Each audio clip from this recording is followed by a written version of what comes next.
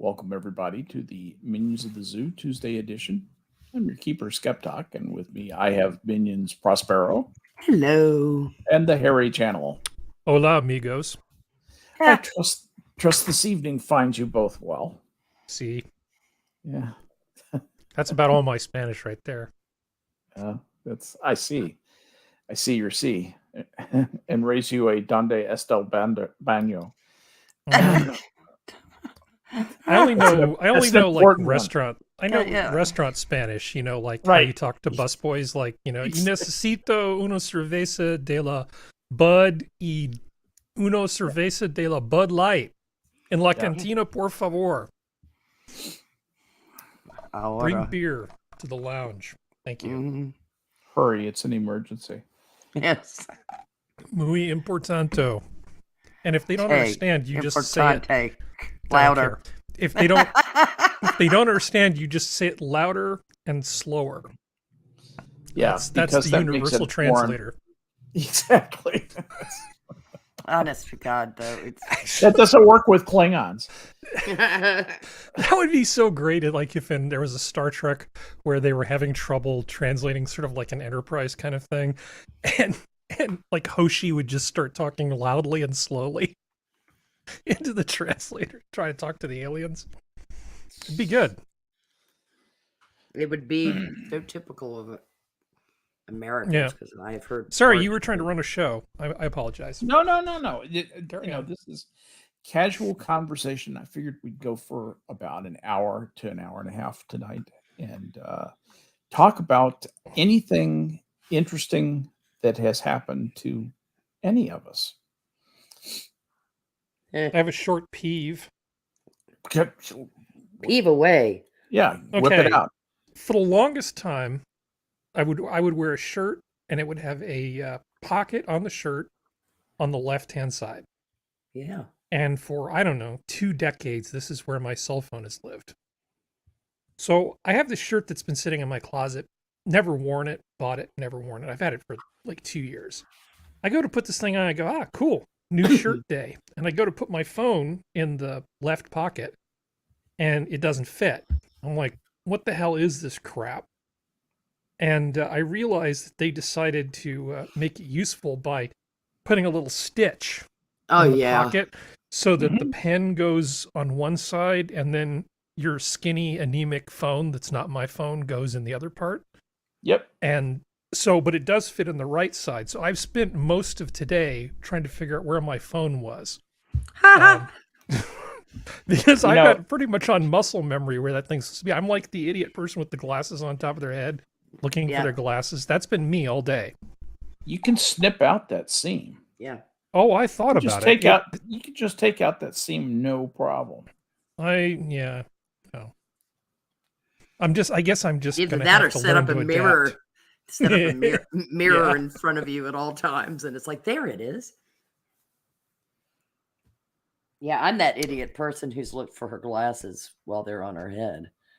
I've done Well, what if I wore the shirt inside out and then tucked it in like I was putting a pocket watch in a vest? There's my swanky inner phone pocket, and then just put it right there. We would think you were peculiar. Yeah. More peculiar than me. Yeah.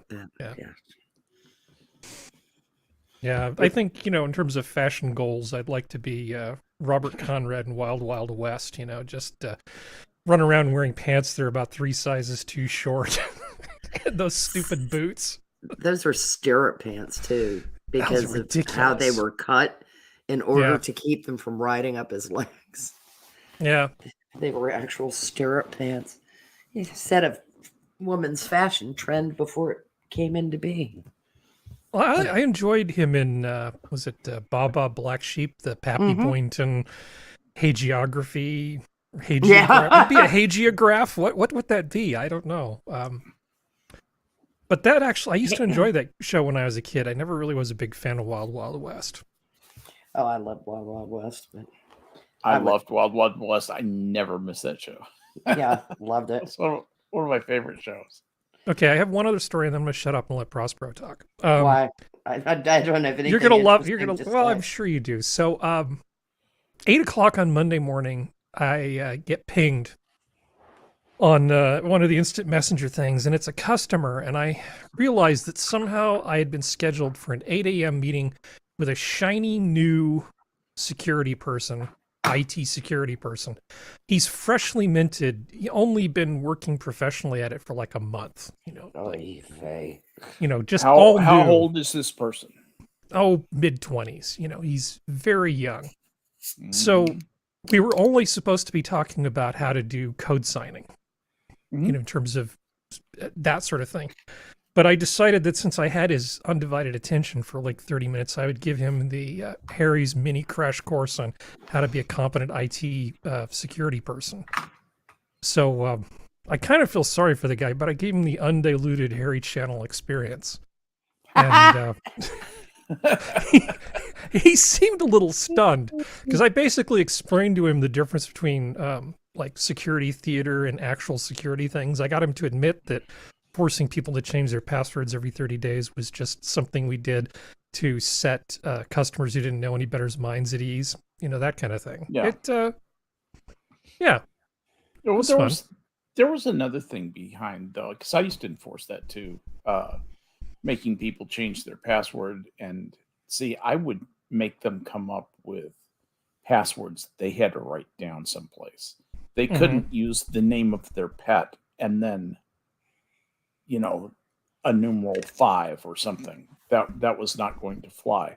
I was going to make it hard for those rules engines, by God. Particularly in my last job, when I was working, I inherited the security job for a bank holding company. And that's a very serious job, believe it or not. And I rode herd on these guys and made them use complex passwords. I didn't want to see any strings that made any sense to anybody in those passwords. And I controversially reviewed their passwords too, to make sure that they were in conformance with my demands, because I'm a prick. Well, there are a number of tools that you can use that you can say, here's a dictionary of English words. Here's a password file. Just start trying these words and any permutations that are obvious on these words against this file. That's and then if how rules engines work. Yeah. And if it ends up basically guessing a password successfully, then you call the person in and go, really? And actually what surprised me most was of all the times I've done this little exercise, I've only really had one person do it, and it was the person I least expected would pull this shit. It was the guy who'd worked for Sun for a bunch of years, and I can't say too much because he'd actually be identifiable from the description. But this guy was super, super smart, super experienced, knew better. And he was the last person in the world I would expect to have had just the simplest freaking password you could possibly imagine. It was like a pedestal level password. It was blank or password. It was like some variation on password. I mean, it was that bad. It was I forget the exact thing, but it was. I put in really 5s sad. for the S's. So I called the guy over and I go, and I just point at the screen. I go, really? I know exactly. Do I even need to talk? You're just assuming that I wouldn't even look at your stuff because you should know better. Right. Come on, man. Yeah. You know the thing. Man. Anyway, the point of the story I was getting to was I had one of the myriad vice presidents in this holding company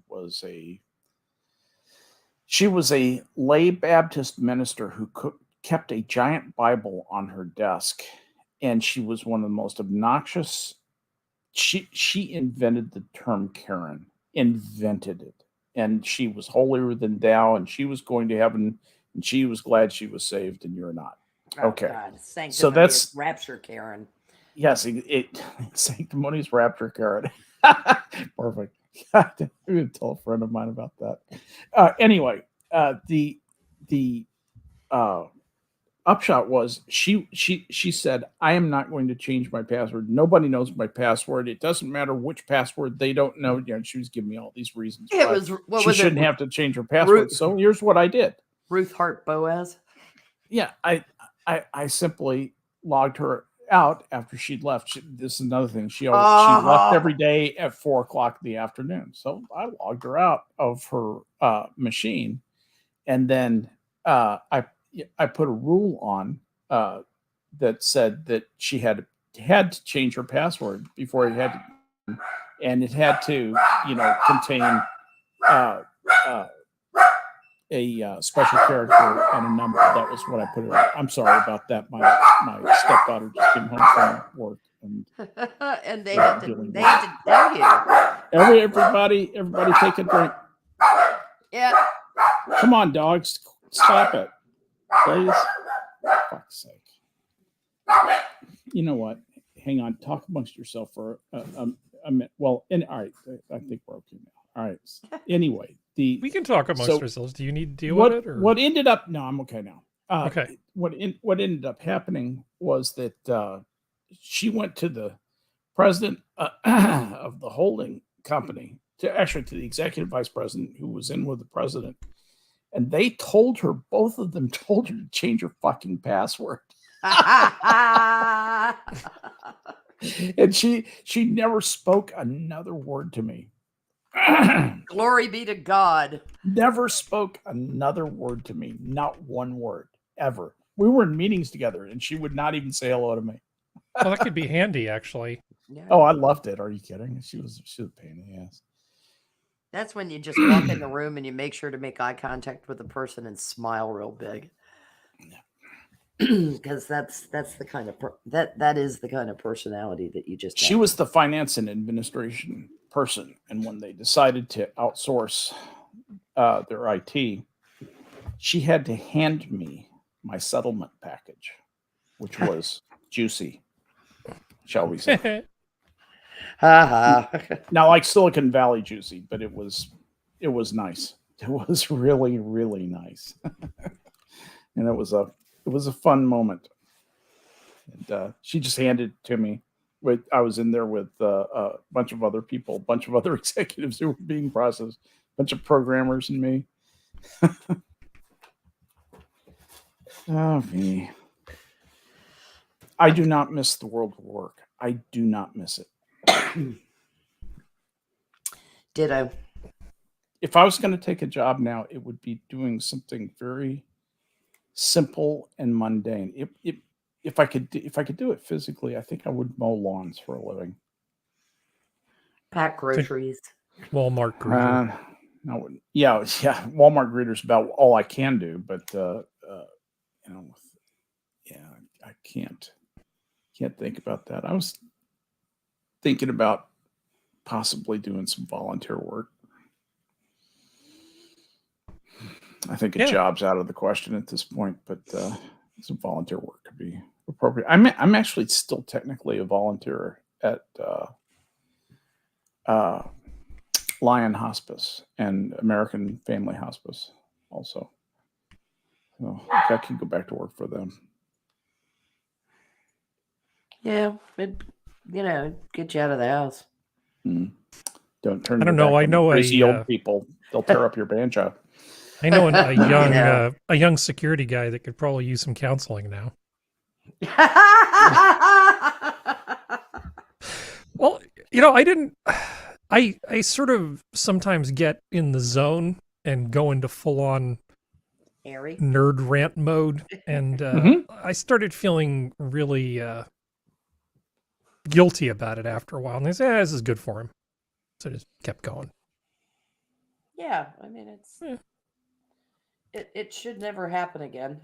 The odds of your having to go into nerd rant with him, since you have preached to him, and if he was appropriately intimidated, he will remember that sermon. I suspect he was appropriately intimidated. He's a good guy, but everybody's young. Everybody starts out at some point, and I've been doing this for a long, long time. I was just going to ask, is he aware of your experience level and your resume? I explained a few of the things that I had done. Said, back when I was Yeah. doing this incredibly impressive thing. Yeah, exactly. This is Nice, this is isn't what it? this is what we did.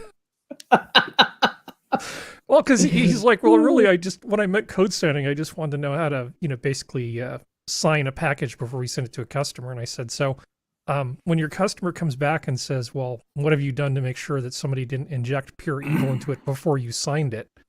What are you going to tell them? Because, putting a digital signature on crap that's full of Trojans is not exactly helping anything. No. So I explained the whole philosophy of the missing sort the of point. the whole things from security. Did you say? Well, having people cryptographically sign their code submissions, code reviews, the whole process by which you go through all this stuff, so that you know what has gone into the source code, and then it's reviewed. Then you make the software, and you minimize all the places where any kind of evil can get injected into it. Because the whole Wind River thing should have been a wake-up call for anybody who hadn't gotten the message before. Yeah. Yeah.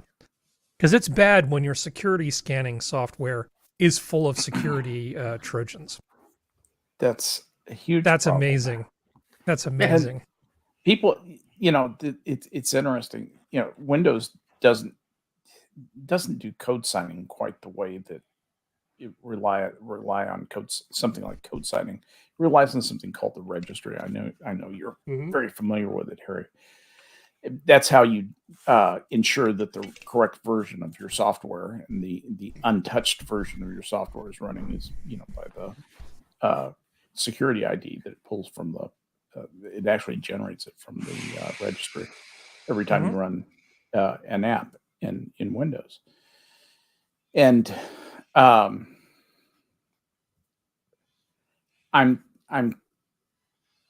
think it's interesting the way that Microsoft does it. It frequently has registry entries for major subcomponents of a program.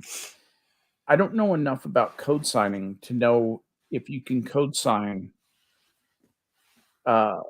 portions of a program. Seems like you'd be able to. It's just a body of code, right? Yeah, you can put a digital signature on anything that's all that is just a digital signature. It depends on what you mean by code signing. I mean, to my mind, I want to see signatures on every aspect of the code from cradle to delivery. But other people, because to me, that's the code thing, as opposed to basically just when you ship a binary to somebody. As I tried to explain to the guy, I said, look, there's two things that you're trying to accomplish. One, you're trying to show where did it come from, and has it been modified? Those are the two things you care about.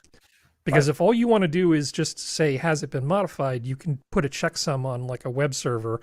And then if your customers if that makes them feel good, they can say, has this been modified?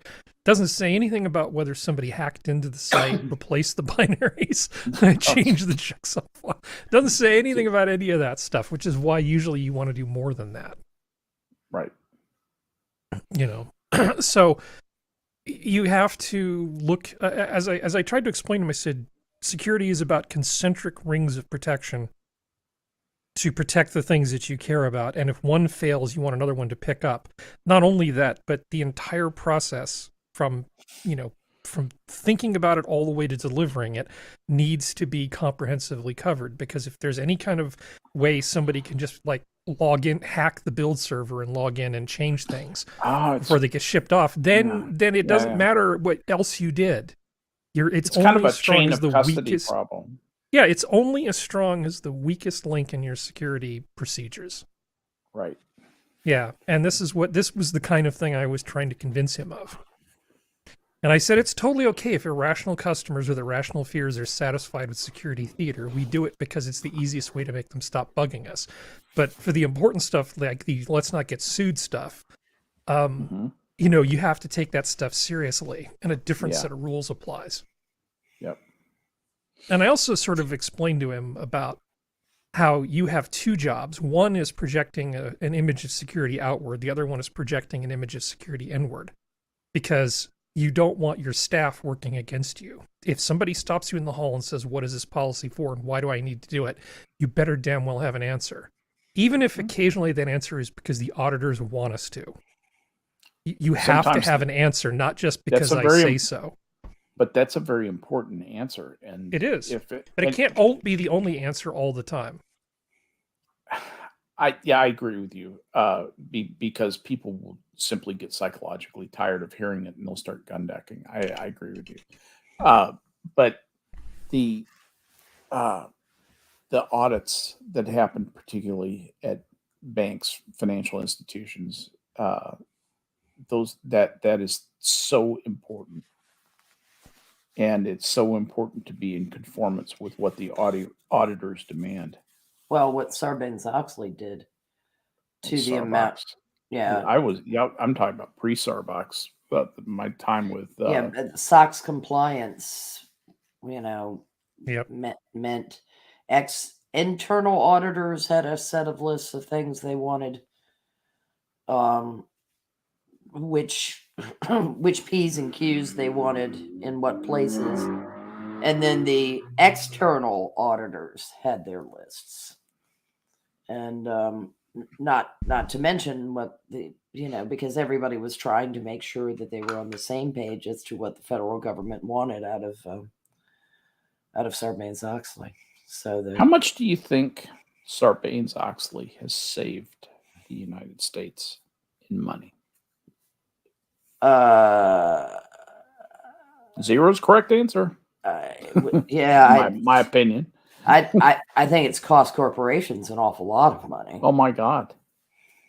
It's important to make to put up barriers that are easy for big corporations but hard for small ones. But mostly it's only publicly traded companies or people who hope to be publicly traded to worry about SOX. Right. Yeah. So I have a question for you, Prospero. Which do you think is more frequently misunderstood by midwits? The Fourth Amendment or HIPAA? Oh, fuck my life. Wow. It's misunderstood by lawyers. Yes. It's misunderstood. That's misunderstood by law enforcement, lawyers, judges, FISA courts, body cavity search enthusiasts. Don't you love these midwits who just go, you can't make me do that because HIPAA. HIPAA is for the doctor, not the patient, just so you know. It's no patient bill of rights, my friend. We need Sora here. Yeah. Sora would set us straight. HIPAA is purely about doctors. It is about the provider, the hospital, the doctor, the clinic, whatever. It has the dick to do. And pharmacists, too. Has dick to do. I'm covered by it. Patients. And I'm none of those things because if one of my customers has an employee who sends an email to one of the administrators for the health plan at one of my customers, and I have the potential of looking at that email. Yes. I'm covered by HIPAA. Yeah. I have legal obligations under that. You are adjunct as a consultant attached to company that does blah blah, but it applies to insurance companies, it applies to doctors and providers, but it doesn't apply to patients. And people are so terribly confused by what information is permissible to share. Mm-hmm. And they're also terribly confused that the government likes to write its own rules about how it will override its own laws. Yeah. Because I guarantee you, if the government says we want you to collect data on blah, diddy, blah, diddy, blah, diddy, blah, ain't nobody going to raise a HIPAA objection. Otherwise, they'd never get any statistical information. Well, you can comply with HIPAA by Xing dummying patients. I mean, you don't have attached personal information. It's just all perverse little data streams. But I found it very, very strange that when the U.S. government was compiling information on Long Koof, they included 2 sexual categories that they listed within the statistical pool: bisexual adults and transgender adults. Monkeypox enthusiasts. Mm-hmm. This was only about the Koof, which was just pointing out the obvious. Yeah, I mean, but it's obvious, rather but important. Yeah. Yeah, I mean, unfortunately, you can't seem to get people to listen. We went through this shit in the 80s with HIV. Mm-hmm. Same shit, different virus. Same angry gnome. Yes, same angry gnome. Same bullshit. Quit lying to yourselves. When you look at epidemiologists already can point to a couple of ground zeros for the spread. I mean, there were 2 Europe-based big sex parties, orgies, that took place. And then all of a sudden, it's a party because there's cake. Yeah, that's it. Is that what's the difference between an orgy and a sex party? A cake. Yeah. Hats. I'm not eating that cake. Neither am I. I don't know where that cake's been or what's been in that cake. Yeah. I don't even know where the sparklers have been. So yeah, I think just stay away from that. Uninvite me from that party. But I remember when England first started, tripping cases. I mean, a bunch of them. Mm-hmm. And it was known that there had been a big hoo-ha in Brussels. I believe it was Brussels, not Amsterdam. It could have been Amsterdam. It could have been both, because there was one in Spain and then there was one in the Low Countries somewhere. And travel's easy in Europe. And then all of a sudden, all these people started showing up with monkeypox. And they were spreading it to, close affiliates in, that they brought it home to. It is just, I got it from Alice. Ridiculous. Absolutely ridiculous, the river in Egypt behavior.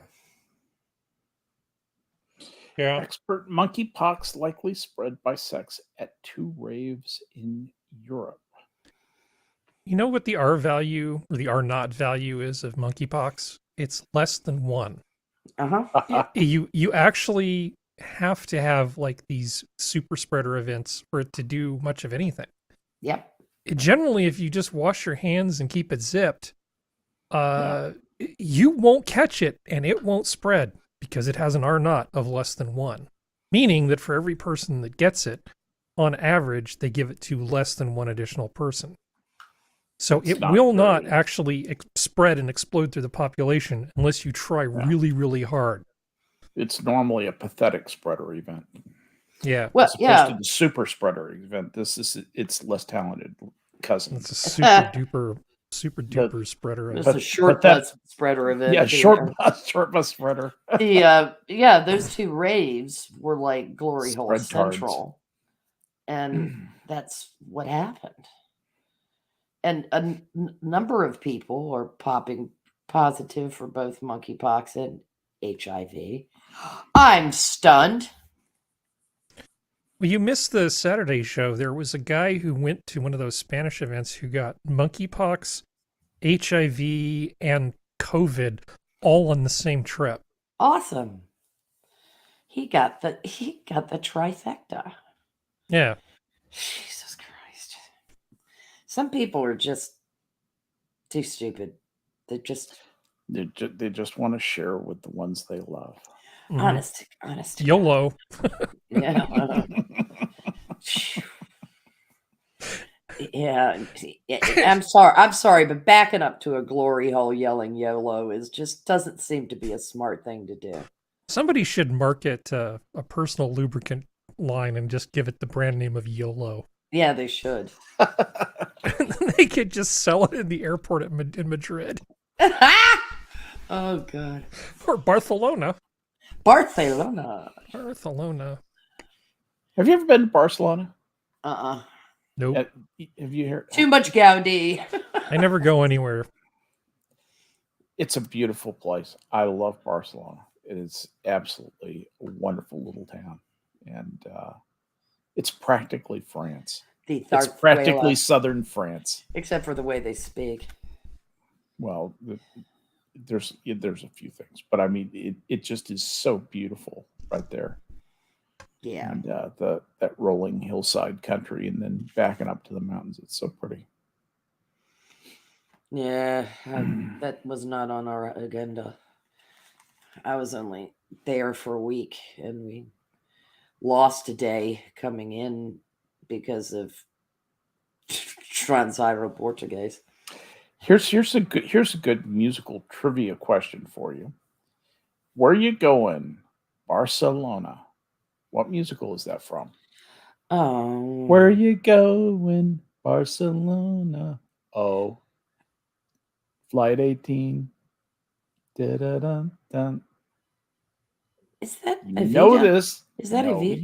No, you know this musical. You know I've talked about it. You're gonna kick yourself. I don't know. It's Company. Company? I didn't even know that was a musical. Yeah, no, it's the three one of the three girls that Bobby dates is a stewardess, as they called them back then. And after they have made passionate love, that's the song that they sing to each other. It's a duet. And where are you going? He asks, and she says Barcelona. He says, "Oh, he's not too impressed with her now that he's gotten what he wanted." Anyway. Why is that my favorite musical? I can't explain it, but it is. Huh. I am not familiar with it. I need look it up. I guess the Barcelona song Company. It's a very cute song. In fact, that whole thing with the three girls is pretty wonderful. Just that's in fact of the three songs that get sung. That's probably the best one, but they're all cute. They're all interesting. And who did that? That was Sondheim, right? Did they? Oh, no wonder that I don't know. And I'm more of a Rodgers and Hammerstein kind of girl, not a Sondheim kind of. Much better than Rodgers and Hart. Or I'm sorry, no, Rodgers I'm wrong. It was George Firth. Rodgers and Hart. Yeah, I don't blame you. Yeah, Sondheim just did the music. Because internally, I'm older than you. No, I can agree with you. I mean, Rodgers and Hart is okay, but Rodgers and Hammerstein is better. Yeah. Jerome Kern was no slacker either. They're all better than Wet Ass Pussy. Oh, yeah. I think monkeypox is better than Wet Ass Pussy.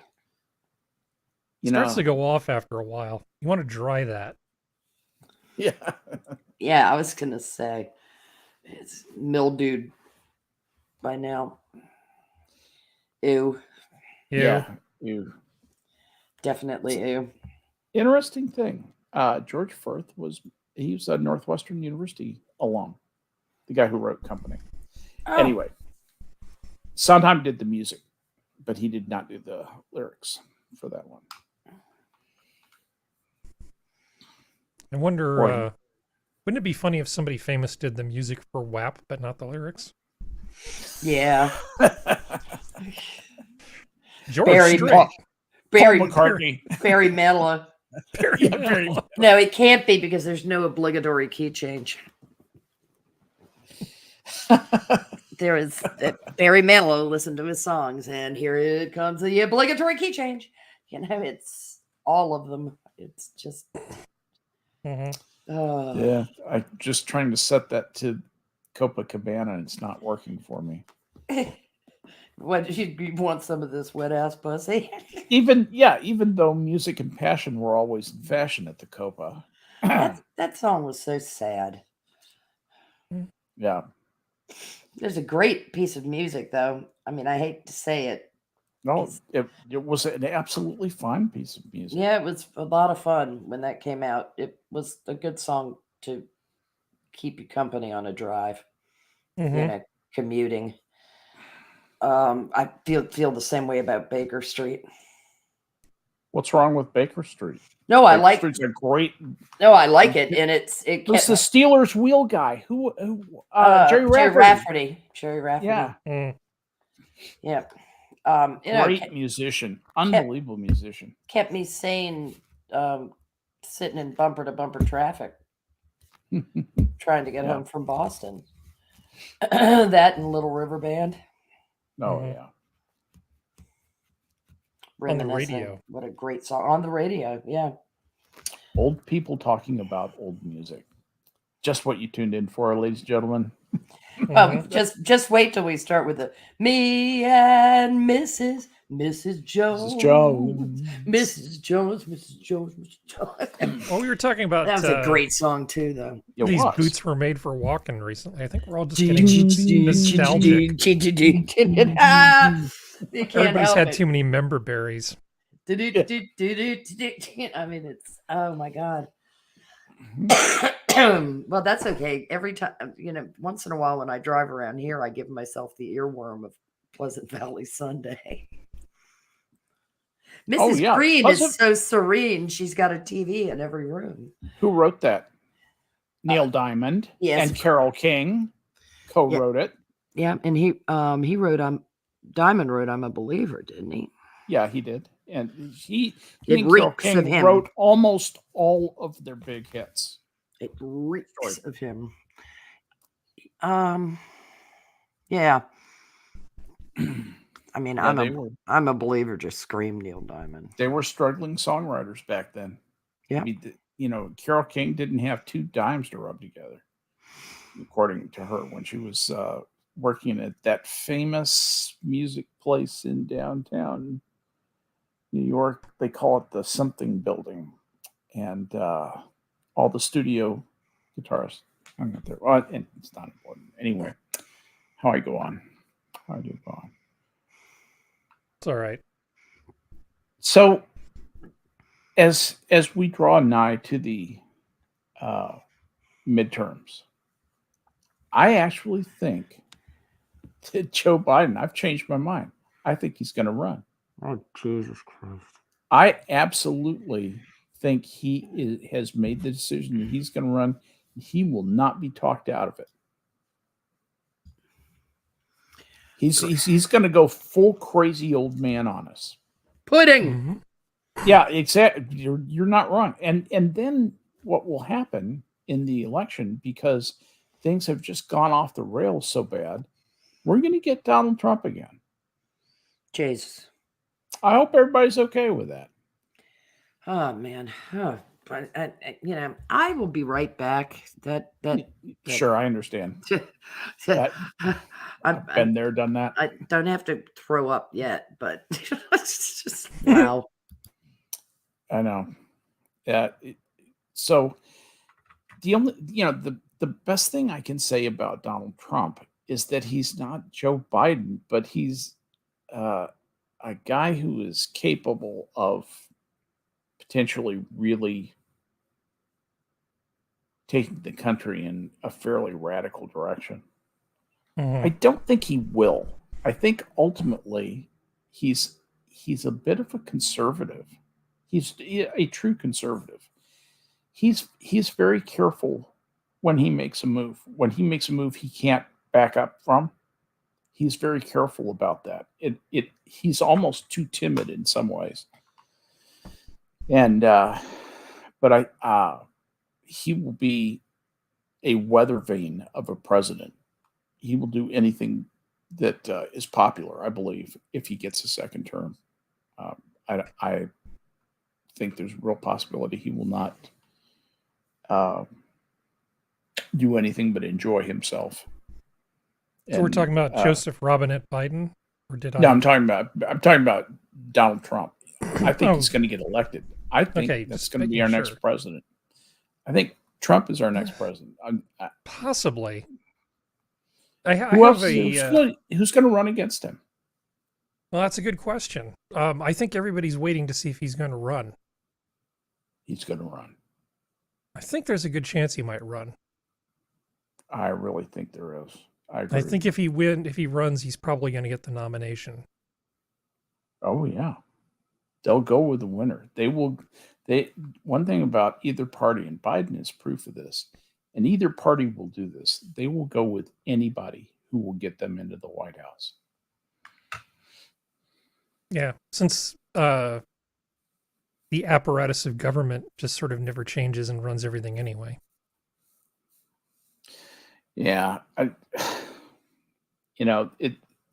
this is all going to be set up by Republican performance in the midterm. If the Republicans disappoint in the midterm, I think I don't know what's going to happen I think the federal government's going to become even more obnoxious than what it is now. What, like 80-something thousand new IRS auditors wasn't enough? Yeah. Yeah, I know exactly. It's like welcome to hell. What? And some bright young MBA took basically what amounts to a business plan to Biden and say, if we hire all these agents, we can get this much more revenue. It's a money-making proposition for the government. We've got a spreadsheet. Yeah, exactly. Look at the spreadsheet. It works here. I mean, what you do is you give people huge amounts of latitude for enforcement. You just give them quotas, and then you turn them loose. They will find the money to make their quotas. Yes. Whether they should or shouldn't, they will find it. Yeah, absolutely. They will define the violations into existence. That's exactly right. And the thing about the tax guys, they can do it ex post facto in some circumstances. Oh yeah, just reach back. It'll be fine. If they decide that you've taken improper advantage of an accounting rule, they can make a new rule right there on the spot and find you an instant violation of it. Now, who are we talking about now? The IRS. Yeah, fuck them. New battery of agents. Yeah, it's the we ought to just go ahead and bring back bills of attainder. Sure, why not? Well, you might as well, the way these executive agencies operate. Yeah. You're guilty of something. It's very Beria. It's Betty Beria. Show me the man and I'll show you the crime. I'll find one. Do they even need a bill of attainder if they can just come pick you up for no reason at all? No, but Doesn't a bill of attainder basically say you did something bad and so you're guilty of this crime? You did. Well, it's a general, if I recall, bills of attainder were those kind of dragnet arrests. If there's something you did, we're just not sure what we're going to charge you with yet. Yeah. Mm-hmm. And that's the endurance veal or endurance vile, whichever way you want to say it. It allows the government to punish you without trial, basically. Yeah, yes, and they have been doing so. You've noticed this since January 6th. God almighty. The 8th Amendment got torn into tiny little pieces. The 5th Amendment got torn into tiny little pieces. Don't you know that there are some of those guys, the 6th and the 4th, had too much beer. Yeah, they wandered into the thing, and their life is over. Oh yeah, their life is over. Like Viking guy. Viking. Most of these people were just goofs. Yeah. There were a few people, there were a handful of people who needed to be tried and convicted. Yeah. And then There there almost were, always are. yeah, and then But there just were because they're assholes, mostly. a whole bunch of hangers on. Yeah. And I mean, you got these people tagging around. The damn doors were opened by the Capitol Police for some of these people. So they thought they were being invited in. You can't open the door and invite someone in and then accuse them of a crime. Yeah, Well, you can't can. accuse them of breaking in. Yes, you can. Yes, you can. You can do Okay, all under those normal circumstances, you can't. Because I know, for right. instance, You're not if supposed I to. were, It's against the law. yeah, I mean, if I were to it. leave my car unlocked and somebody got Mhm. into my car and then did random bad things, damage my car, whatever, they would face far fewer penalties than if they had to break into the car. Because it's incumbent on me to do the bare minimum. Right. But I don't think that reason has anything to do with what they're doing with these folks. Because in Portland, you had people throwing Molotov cocktails at people and buildings and all sorts of stuff. A federal building for 100 nights. But that was just a spirited disagreement. That was just freedom, mostly peaceful freedom protests for 100 nights. I mean, if you're the cop that gets hit with the Molotov cocktail, that maybe doesn't seem quite so. Maybe you freedom. shouldn't have been a cop. Yeah. Mr. Smart Guy. Yeah, it was his fault for being there. Yeah. Fucking a cab, whatever that means. I wish I could spell. All cops are bad. No, That's one of their I know mottos. what it means. The people who use it, they probably don't even know what it means. They've just been told to say it. Yeah, probably. Assholes. I direct them to the nearest taxi stand. All the four-letter A cab acronyms are hard to keep track of because you had the Chaz and the Chop and the band. I don't know. Crowd. Yeah. All these stupid things. A cab. Yeah, well, they're a bunch of low rent anarchists. I mean, they were LARPing as I tell you, Antifa in Europe. If they had gone head to head against Antifa in the United States, what's the expression? Let the bodies hit the floor. It's just they wouldn't have lasted 5 seconds. It would have been the Harlem Globetrotters versus the Washington Generals is what it would have been. Oh, even worse, I think. Even worse. Yeah, but yeah, just pathetic. It's absolutely pathetic. The double standards. What's even more pathetic is the goddamn gaslighting about it. Mm-hmm. That's what infuriates me. That's not what happened. Fuck me, I saw it. I mean, I actually saw it live, okay? Not in person live, but live while it was being filmed by journalists who were just out streaming to YouTube. And no, I don't just mean Andy, no. Crying out loud. Mostly peaceful, standing in front of a burning building. Mm-hmm. Yeah, that's what would they have called the fall of Saigon? Mostly orderly? I swear to God. Free helicopter ride. Yeah, no shit. When I was when I reported aboard the Kansas City, that's where the Kansas City was coming back from. Was from the evacuation of Saigon. They had chopped out to 7th Fleet and had. How demoralized were those people? Well, actually, the KC those guys, because it's such a busy ship, they didn't have to take any of the rescued on board. Kansas City is a working ship. It's a dangerous place. it's much more dangerous than a destroyer, and just because of all the deck activity, the big things swinging around on the deck all the time, and it's not perfect for those people. We could have put them down on the cargo deck. They could have put them down on the cargo deck, but they kept the KC out of it. They did not move any of the people. But the Enterprise was full of people, Mhm. absolutely chock full of people, as were a couple of the other carriers. Not let's see, was it? I think the Coral Sea was there. I can't remember what else was there. Probably America. We still left so many people behind. Oh, they executed 1 million people. 1 million people. Yep. So still not as bad as January 6th. Right. Right. Now, January 6th was much worse because more people died. I still think probably the funniest narrative of like, I mean, these people cannot analogize.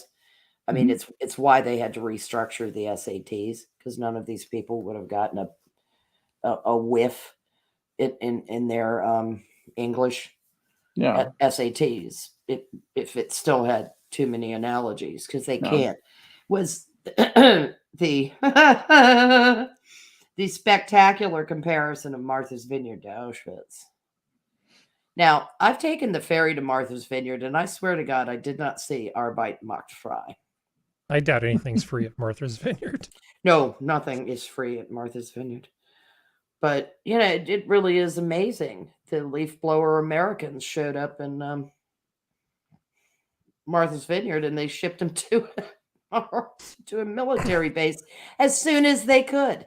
They'll be happier with people like themselves. So, Skep, are you familiar with like the Fisher-Price, the plastic toys?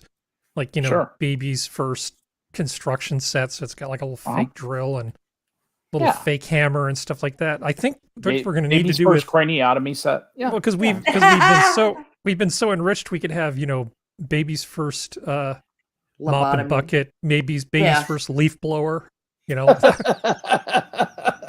Baby's first. And you can spell baby B with an accent. Baby's first bunch of grapes, you know. Get out there and Cesar Chavez your life away. It'll be beautiful. Honest to fucking God, though. I mean, it's amazing because people are like talking. Oh God, Gavin Newsom. I swear to God, I know DeSantis might not be ready for prime time, but his hair gel is affecting his brain function is one of the funniest things I've ever heard said about someone. I mean, in the political sphere. Mm-hmm. And it was well phrased because Gavin has lost his mind. How the fuck do you think people from Venezuela got into Florida? Yeah. Okay, what did he say that makes you think he's lost his mind? Because he seems pretty smart to me. He just says stupid things for smart reasons. So dissuade me of this notion. What did Gavin Newsom say that was so stupid? He wants to file kidnapping charges against Ron DeSantis. Well, that's not a stupid thing for him to say. I mean, it is stupid, but it's not a stupid thing for him to say. I understand what I'm saying. It's good theater is what it is, because why not just, you know, make an empty threat, put DeSantis on the back foot. But the thing about DeSantis is he's smart enough that if you say something that dumb, he often won't even respond to you. He doesn't play that game like, I'm not going to let you define what the discussion's going to look like. I'm just going to talk about things that are sort of important. That trick doesn't really work on DeSantis 50% of the time. Yeah, it'll be interesting to see if he rises to accept the bait, but I don't think he will. If we had a press that was worth a shit, somebody would have said, but excuse me, Governor Newsom, how did the people from Venezuela get into Florida? Wasn't it on... Just let it happen. An aircraft that Joe Biden provided to fly them there? Yeah. Don't overthink it. Yeah. Whatever you do, don't tell the truth.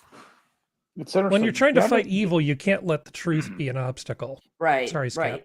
Yeah, you're right. No, it said Gavin Newsom is asking the Department of Justice to consider kidnapping charges, saying in part, quote, several of the individuals who were transported to Martha's Vineyard have alleged that a recruiter induced them to accept the offer of travel based on false representations that they would be transported to Boston and would receive expedited access to work authorization. Newsom called DeSantis and Abbott's actions inhumane efforts to use kids as political pawns, something he would never do. Ha! Ha! Ha! He bathes in the blood of them regularly. Yeah, exactly. He'd use them as hors d'oeuvres if he thought it would get him elected. Mm-hmm. And of course, Eric Garcetti agreed because he's Eric Garcetti. Yeah. God, mighty how the Garcetti We family always, comma, in Los Angeles, comma, I love these guys. They can't write, they can't speak. Have welcomed and integrate immigrants. What? They're the lifeblood of our city, and we would welcome folks here and do our best to help people, he said, his eyes vacant and stupid. Yeah. The idea that folks are just going to put people on buses and drop them off with zero help and spend money on plane rides and buses instead of helping refugees and asylum seekers seems to be an unbrotherly thing to do. Oh, what? You mean like Joe That's a Biden fucking did? It's not a. It's a not sentence. You're absolutely right. It's utter nonsensical garbage. I mean, and Eric Garcetti is mayor of the second largest city in the country. Oh my God. Which was founded, by the way, by colonizers. Yeah, evil colonizers. Waves of colonizers. Absolute waves. Of First it was evil Spaniards, then it was evil... They were the Wavo wave. You know, Americans who showed up looking for gold and stuff. And then... Proving the egg came first. Yes, exactly. The egg. Wave. Which came first, the egg or the Spaniard? Yeah, God almighty. We're not going too much longer, guys. So if you have topics in the back of your mind that you want to get up, put them out. I have something terrible for the end of the show, but it should be the last thing. We're at 11:27 now. What do you say we haul it out and call it? Okay, I have a cursed image. Actually, it's a series of cursed images in the form of a movie. This was sent to me by Geodes. Okay. It's this stupid thing that shows a new effect. So this girl, you can see it's on a loop and she has like special heart eyes at the end. This is just the most horrible thing. And I've killed the thing. Now, as bad as this is, I can make it a lot worse. Okay. What I did was I was playing with my software and I started putting masks over the top of it to make it better, and I put a Trump mask. Oh my God! And it turns into this.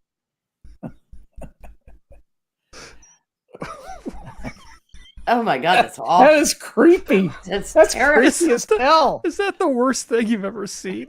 Oh my God, the heart eyes. That's just tragic. Look at the eyebrows. Oh my God. It's absolutely, absolutely cursed. They are awful. That's great. I love it so much. Oh my God. That could be. I was thinking about I just took a screen grab of it, and so there's the I can just do that. Oh wait, I'm putting the mask on top of the mask. There we go. I could make this my avatar. No. Wow. That's just disturbing. That looks like Donald Trump and Johnny Weissmuller had a love child. Yeah. It does look that's like really Weissmuller. terrible, isn't it? Doesn't it? It does. It's kind of scary. It's an interesting dig by you. Well, yeah, I mean, it's just one of those things that all of a sudden I was like, that smile looks like Johnny Weissmuller. Yeah. Well, anyway, I just wanted to share that with you. Jaw. Well, I appreciate that. Yeah, thanks. Now make it stop. Make it stop. Please. Think. Oh my God. There we go. There, William Wyndham. Oh my God, look at its maw. It's the giant galactic. That was a damn fine episode of Star Trek. Doomsday Machine. One of my favorites, and I mean, if you're coming up with like lists of best guest stars, I would put him up there. And I thought Joanna Linville was fantastic. There's a number of great ones. Yeah, I was just gonna say she made a killer Romulan. Man, that show is so underrated. Yep, I quite agree. Anyway, we need to leave now. All that velour notwithstanding. all that Valor notwithstanding. Well, you have spent an hour of your lives with the minions, ladies and gentlemen. I want to thank you for coming out and listening to us. Thank you, chat, for being a part of this. Thank you to my friends, Prospero and Harry, for joining me this evening. But we're going to end it now, and zoo is closed.